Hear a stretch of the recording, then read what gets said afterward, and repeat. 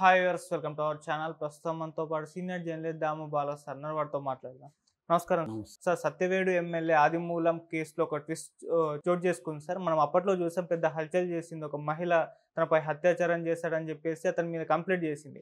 ఇప్పుడు ఇది కాంప్రమైజ్ అయిపోయింది. కోర్టు కూడా ఈ కేసు కొట్టేసింది. అసలు ఏం జరిగింది మరి? అప్పుడు అంతా హల్చల్ జరిగింది కదా, ఇప్పుడు ఎందుకు కాంప్రమైజ్ అవ్వాల్సి వచ్చింది సార్? దీని వెనుక కారణం ఏంటి? నేను ఆ రోజే మన వీడియో చేసినప్పుడు ఇది కూడా చెప్పాను. ఇది ఇట్లాంటి కేసులు నిలవు అని చెప్పాను.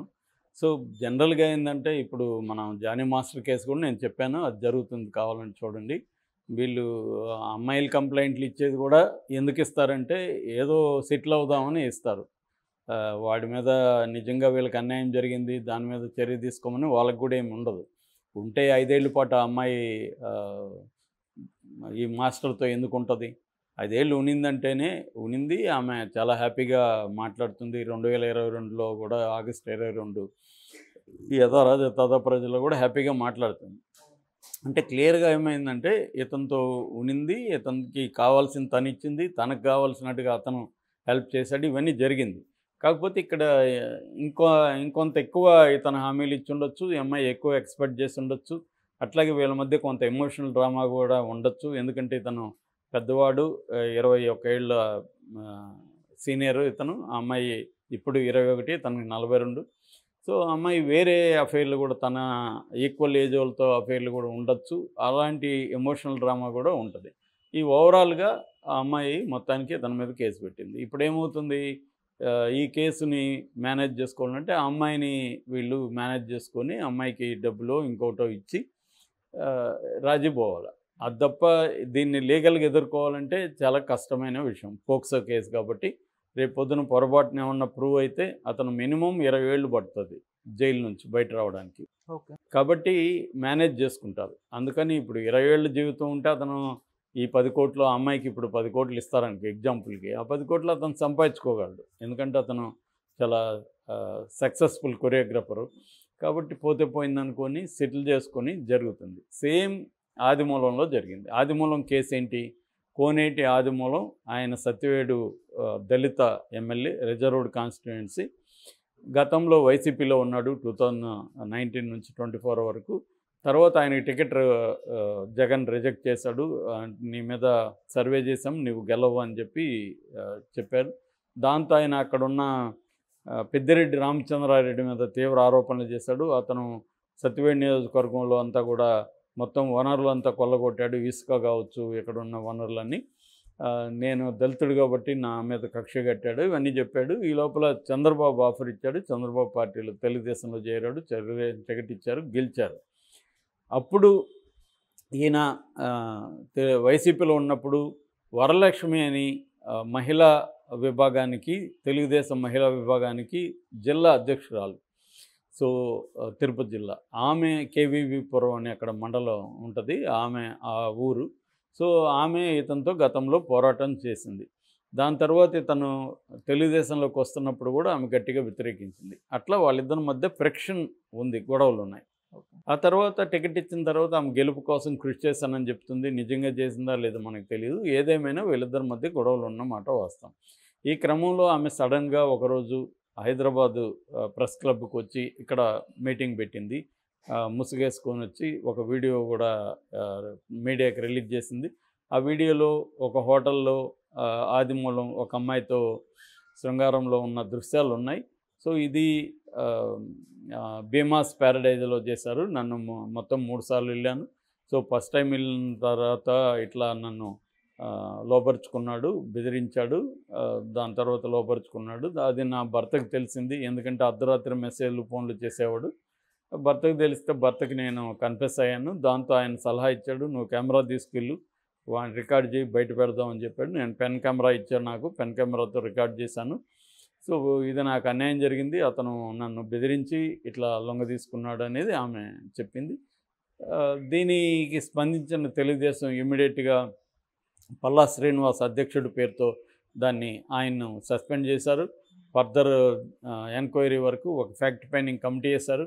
తర్వాత ఆమె పోలీస్ కంప్లైంట్ ఇచ్చింది తిరుపతి పోలీస్ స్టేషన్లో, వన్ టౌన్లో. కంప్లైంట్ తీసుకున్న పోలీసులు మామూలుగా ఆమెకి వైద్య పరీక్షలు చేస్తారు. అక్కడ ప్రసూతి వైద్యశాల ఉంది. Maternity wise hospital. దానికి తీసుకెళ్తే ఆమె నేను ఇక్కడ చేయించుకోను రిజెక్ట్ చేసినట్టుగా తెలిసింది. మొత్తానికి ఆమె వైద్య పరీక్షలు చేయించుకోలేదని తెలిసింది. దాని తర్వాత ఏదో రుయాకి ఎక్కడికో తీసుకెళ్ళి చేయించారు. దాని తర్వాత ఈయనేమో చెన్నైలో హార్ట్ ప్రాబ్లం ఉంది, అక్కడ చేరాడు. ఆల్రెడీ ఆయనకి స్టంట్ వేశారు. మధ్యలో వీళ్ళ భార్య వీళ్ళ వాళ్ళు వచ్చి కూడా మాట్లాడారు. కొంత హంగామా నడిచింది. సో ఇరువైపులా కొంతమంది జనం చేరారు. ఇద్దరు కూడా దళిత్సే వాళ్ళు. సో ఇలాగా నడిచిన తర్వాత ఇప్పుడు నిన్న వాయిదా ఉంది. యాక్చువల్గా నిన్న వెళ్ళాలి కోర్టుకి. దాంతో ఇరువైపులా కూడా మహిళా న్యాయవాదులు అని చెప్తున్నారు. వాళ్ళిద్దరు కోర్టుకి ఏం చెప్పారంటే, సార్ వాళ్ళు కోర్టు బయట కాంప్రమైజ్ అయిపోయారు, సో వాళ్ళు దీన్ని క్లోజర్ పిటిషన్ వేస్తున్నాము అని ఇద్దరు కలిసి వేసినప్పుడు కోర్టు కూడా చేసేదేం లేదు. కోర్టు కూడా ఆమోదించి కేసు కొట్టేసింది. సో కథ సుఖాంతము, శుభం కార్డు పడింది. అతని సస్పెన్షన్ ఇప్పుడు ఎలాగో ఎత్తేస్తారు. సో ఆ అమ్మాయికి మరి ఏమీ కాంప్రమైజ్ అయ్యారు, ఇక్కడ ఎవరిది తప్పు? ఇప్పుడు నిజంగా ఆ అమ్మాయి ఫాల్స్ కంప్లైంట్ అయితే ఆ అమ్మాయి మీద కేసు పెట్టాలి ఇతను, అంతే కదా. ఒక వ్యక్తి నీ మీద రేపు ఫాల్స్ కేసు పెడితే అమ్మాయి మీద పెట్టాలి. ఇక్కడ అదే కదా చేశారు. కుక్కల విద్యాసాగర్ ఫాల్స్ కేసు పెట్టారని అతను అరెస్ట్ చేశారు కదా ఇప్పుడు మొన్న. అదే మాదిరిగా మరి ఆమెను అరెస్ట్ చేయాలి కదా తెలుగుదేశం ప్రభుత్వం. అదే ఆమె కానీ వైసీపీ అయింటే అరెస్ట్ చేసి ఉండేవాళ్ళేమో. సేమ్ పార్టీ కాబట్టి తేలుగుట్టిన దొంగల్లాగా తెలుగుదేశం ప్రభుత్వం కూడా సైలెంట్ అయిపోయింది. సో అతను కూడా ఇప్పుడేం ఆరోపణలు కానీ అవేమీ చేయట్లే ఆమె మీద. గతంలో చేశారు కానీ ఇప్పుడేం చేయట్లే. అంటే ఏదో సెటిల్మెంట్. ఏం సెటిల్మెంట్ అనేది జనానికి తెలియదు. కాకపోతే ఏం సెటిల్మెంట్ అయి ఉంటుంది? డబ్బులే ఉంటుంది ఫైనల్గా. ఏదైనా వాళ్ళు ఎందుకు కేసు పెడతారు? ఏదో ఆశించే కేసు పెడతారు. సో మేబీ హస్బెండ్కి తెలిసిపోయి ఎలాగూ జరిగిపోయింది కదా భార్య, దీన్ని డబ్బులన్నా లాగదాం వాడి దగ్గర అని ఉన్న డ్రామా ఆడారు అనేది తెలీదు. మేబీ ఏదేమైనా అది బ్లాక్మెయిల్ టాక్టిక్సే. ఖచ్చితంగా ఆమె సమ్మతి లేకుండా కూడా అదేమీ ఫోర్స్ఫుల్గా జరిగే వ్యవహారం లేదు. అది క్లీన్గా అది వీడియో పెట్టి తీసిందంటే ఆమె సమ్మతితోనే చేశారు.